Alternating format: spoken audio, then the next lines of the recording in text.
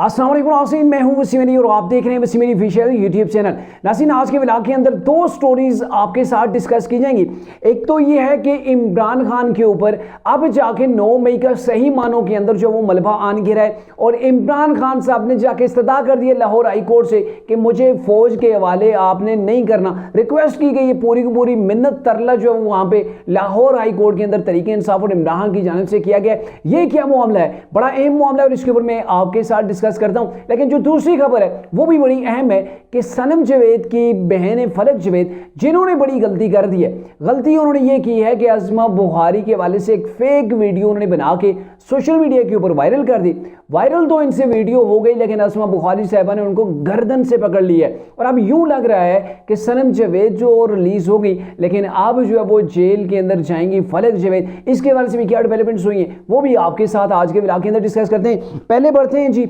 सनम जावेद और फलक जावेद का जो मामला है इसके ऊपर बात कर लेते हैं और आपको बताएं कि तरीके इंसाफ के जो लोग हैं ना, और स्पेशली ये जो दोनों बहनें, जो लोग इनको जानते हैं वो आपको ये बड़ा खुल के जो बता सकते हैं कि दोनों बहनों ने जो वो अंत मचा के रखी हुई है। गालम गलोच, फितना फसाद और जितना भी इंतशार है सोशल मीडिया के ऊपर, ये बहनें बड़े अच्छे से जो है वो चला रही हैं, मैनेज कर रही हैं। अभी रिसेंटली वो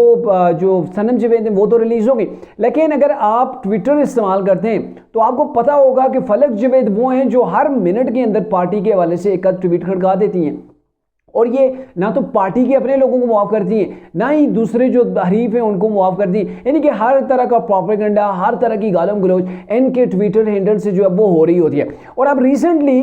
इन्होंने वो हद ही क्रॉस कर दी। एक तो ये होता है ना कि आप पॉलिटिकली किसी से जो है वो आप इख्तिलाफ रखते हैं तो वो आपका राइट है, आप सियासी हदूद के अंदर रह के ना, एक तहजीब की जो हदूद है उसके अंदर रह के आप बात कर सकते हैं। पॉलिटिकल ओपिनियन हर एक का अपना अपना हो सकता है, लेकिन ये इन्होंने इस चीज़ को दूसरों के साथ जो वो खेलना शुरू कर दिया, दूसरों की इज्जत के साथ खेलना जो है वो इन्होंने बाकायदा शुरू किया हुआ है। और ये सिर्फ इन्हीं दोनों बहनों का नहीं है, तरीके इंसाफ के मोस्टली जो लोग हैं ना, जहाँ पर उनसे बन ना पाए, जहाँ पर वो किसी को जेर ना कर पाए तो फिर उसको जातियात तक पहुंच जाते हैं, उसको गालम गलोच देते हैं, उसकी फैमिली की फोटो जो है वो वायरल करते हैं या फिर उसके साथ लड़ाई झगड़ा शुरू कर देते हैं। अब इसकी रिसेंटली मिसाल गुज़िश्ता रोज़ जो हुई पंजाब असम्बली के सामने, जिसके बारे से दिन को भी मैंने एक शॉर्ट सा व्लॉग किया था, तो आपने भी देखा कि पंजाब असम्बली के सामने एक शख्स वीडियो बना रहा है और वीडियो बनाना हर कोई भी बना सकता है क्योंकि वहाँ पे तरीके इंसाफ के लोगों ने धरना दिया हुआ है, वो भूख हड़ताली जो है वो कैंप उन्होंने लगाया हुआ है। तो उसके ऊपर वो शख्स एक कमेंट जो है वो साथ में पास कर रहा था, तो तरीके इंसाफ की एक वो क्या उसे कहते हैं जी, नीली परी,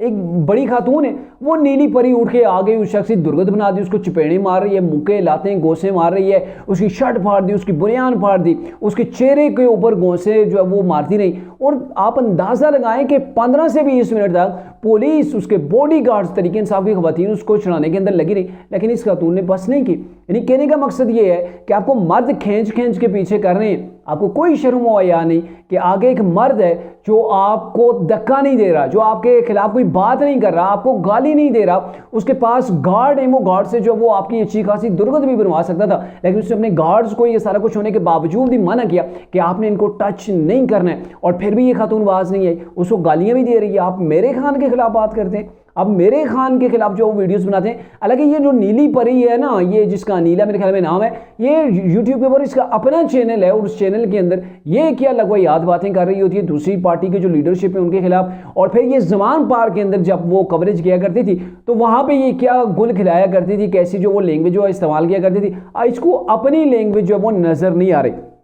सेम सिचुएशन है अज़मा बुखारी के खिलाफ फलक जावेद ने एक ट्वीट किया और ट्वीट के अंदर एक वीडियो है जो कि इंतहाई घटिया और इंतहाई बकवास किस्म की वीडियो है। अब उस वीडियो के अंदर जो खातून है उनके चेहरे के ऊपर फलक जावेद ने बस इतना किया, कोई इतनी भी वो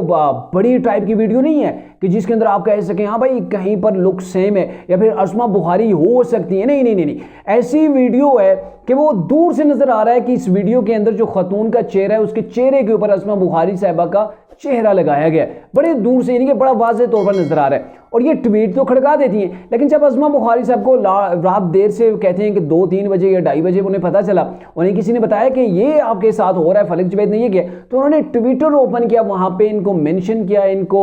जो इन्होंने पहले पोस्ट की हुई थी तो उसी के ऊपर इन्होंने जो वो लिखा कि आपने जो कुछ करना था कर दिया, अब मैं जो है वो लाहौर हाई कोर्ट के अंदर आपसे मिलूंगी, कानूनी तौर पर जो है वो आपसे अब मेरा मेरी मुलाकात हो गई।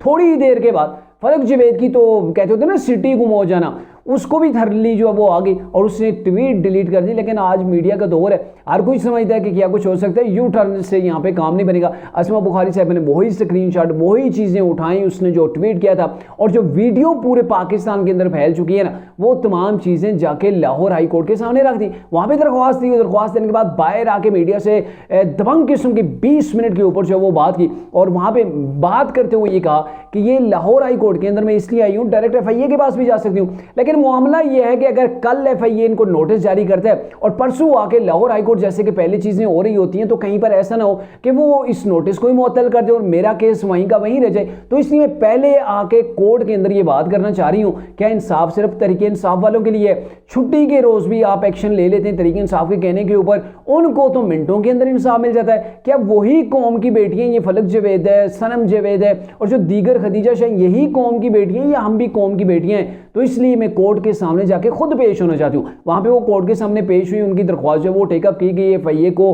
भी जो वो अहकाम जारी किए गए कि आप इसके ऊपर जो है वो कार्रवाई करें। लेकिन वहां पे खड़े खड़े अस्मा बुखारी साहब से एक मीडिया पर्सन ने भी सवाल किया, उसे ये सवाल किया कि आप कह रही हैं कि इन्हीं लोगों को इंसाफ मिल रहा है, तो मियां साहब को तो 10 मिनट के अंदर सारी जमानतें मिली हैं, सारे केस जो है वो छू मंतर हो गए, तो आप कैसे कह सकती हैं कि कोर्ट सिर्फ तरीके इंसाफ के लोगों को इंसाफ दे रहा है? तो अस्मा बुखारी साहब ने बड़े मुतल्लिल अंदाज के अंदर कहा, बेटा आपकी इतना तजर्बा नहीं है जो आप जो जिस हिसाब से आपने जो सवाल किया, चूंकि उन्होंने कहा जी आपको पता नहीं है कि मियां साहब को कोई 10 मिनट के अंदर जमानतें नहीं मिली हैं। मियां साहब के ऊपर 10 ऑलमोस्ट जो है वो 1.5-2 साल केस चला है, 150 से ज्यादा मियां साहब ने कोर्ट के अंदर पेशियां भुगती हैं, फिर मियां साहब 1.5 साल जेल के अंदर हैं, फिर बीमारी की वजह से गवर्नमेंट ने उनको बाहर भेजा, फिर वो वापस आए हैं। तो ये सालों की उनकी जो है वो जद्दोजहद थी कि जिसके बाद उनके केस जो है वो क्लोज हुए हैं और वो बरी हुए हैं। तो ये कुछ 2-4 रोज की बात नहीं, जैसे तरीके इंसाफ को वो टिकट जैसे लाइन लगा के कहते होते हैं ना, सेल लगा के जो इंसाफ दिया जाता है, ऐसा नहीं है। तो बहर क्या मामला ये है कि अस्मा बुखारी साहब आप पीछे हटने वाली नहीं है। जिस तरह की वो बहादुर खातून है, जिस तरीके की वो मतलब एक हाजिर दिमाग खातून है और जिस तरीके से वो लाहौर हाई कोर्ट के बाहर बात कर रही थी, तो अब लग रहा है कि जो सनम जावेद के बाद नंबर है ना, वो फलक जावेद का, क्योंकि कोर्ट के अंदर अस्मा बुखारी साहबा ने यह भी जो है वो इस्तदा की है कि इनका नाम ही CL के अंदर डाला जाए, यानी कि ये बाग के बाहर जाके वहां से प्रोपेगेंडा ना करें। और अभी भी जो सोशल मीडिया जो इस्तेमाल करते हैं, स्पेशली ट्विटर, तो वहां पे आप फलक जावेद की वो डेली की बेस के ऊपर जो दर्जनों नहीं बल्कि सैकड़ों ट्वीट्स उनके डेली के होते हैं, उनको आप देख लें तो आपको अंदाजा हो जाएगा कि ये चलती फिरती वो प्रोपेगेंडा की जो है वो फैक्ट्रियां हैं जो तरीके इंसाफ ने पूरे पाकिस्तान के अंदर लॉन्च की, और ऐसी दर्जनों नहीं सैकड़ों खवातीन, सैकड़ों जो है वो तरीके इंसाफ के वर्कर्स हैं। बहरकैफ अब अस्मा बुखारी साहब ने इनके खिलाफ कार्रवाई जो है वो शुरू कर दी है, तो आपने एक वीडियो डीप फेक किस्म की लगाई है, तो उसके ऊपर आपको अब जवाब देना पड़ेगा। यहाँ से मैदान से ट्वीट डिलीट करके भागने से अब आपका कुछ भी जो है वो आपको इससे हासिल नहीं होगा। दूसरा मौजूद बड़ा अहम है, आपको पता है रिसेंटली इमरान साहब ने वो बयान दिया था ना कि मैंने कहा था कि आप जाएं जी, अगर मुझे गिरफ्तार किया गया तो आपने GHQ के बाहर जाके हड़ताल करनी है, वहां पे आपने एहतजाज करना है। उस एहतजाज ने क्या रंग लाया था? अभी तो ये सिविलियन कोर्ट्स के अंदर बैठे हुए हैं ना, यहाँ पे जाके केसेस हो रहे हैं, इमरान खान साहब सिविलियन जेल के अंदर है। लेकिन अब इमरान खान को जाके लग रहा है ना, क्योंकि परसों इमरान साहब ने एक बयान दिया था कि मुझे जो है वो जो 9 मई का वाकया है, जो मैंने रिकमेंड किया था, जो मैंने अहकाम जारी किए थे कि आपने GHQ के बाहर जो है वो जाके प्रोटेस्ट करना है, वहां पे आपने जाके एहतजाज करना है, तो उसके ऊपर बयानिया डेवलप किया जा रहा है, उसके ऊपर एक पूरा बाकायदा बयानिया डेवलप किया जा रहा है। बयानिया क्या डेवलप करना, आपने एक चीज़ को खुल के एक्सेप्ट कर लिया है, वो सारी चीज़ें वो मौजूद हैं, उसकी गहराई के अंदर में जाना नहीं चाहता, तो अब वो इदारे कहेंगे ना कि भाई इसने हमारे ऊपर चढ़ाई की थी, हमारे ऊपर हमला किया था, अगर अदालतें इंसाफ नहीं कर रही तो इसे हमारे वाले करें, तो लग पता जाएगा, फिर आपकी वो बदमाशी जो है वो सारी जो है वो निकल जानी है। तो इसलिए अब इमरान साहब खाइफ हैं कि अब वो मिलिट्री कोर्ट्स के अंदर जाएंगे, उनकी कस्टडी जो है वो मिलिट्री जेल के अंदर हो जाएगी। तो इन चीज़ों से बचने के लिए कप्तान ने क्या किया कि सबसे पहले ही जो है वो लाहौर हाई कोर्ट से रुजू कर लिया कि यहाँ से मुझे स्टे मिल जाएगा, यहाँ से मुझे रिलीफ मिल जाएगा। तो कप्तान ने क्या कहा अपनी दरख्वास्त के अंदर, वो मैं पढ़ के आपको सुनाता हूँ। इमरान खान साहब के बेसिकली वहाँ पे लाहौर के अंदर एक वकील दोस्त ने, अजीज़ जो है वो करामत उनका नाम है, उनके ज़रिए से इमरान साहब ने ये पिटीशन जो वो दायर करवाई है। इस दरख्वास्त के अंदर चारों सूबों के IGs को जो वो फ्रीक बनाया गया है। इमरान खान ने दरख्वास्त के अंदर ये मौक़िफ़ इख्तियार किया है कि 9 मई से मुतल्लिक़ केस के अंदर मेरी हिरासत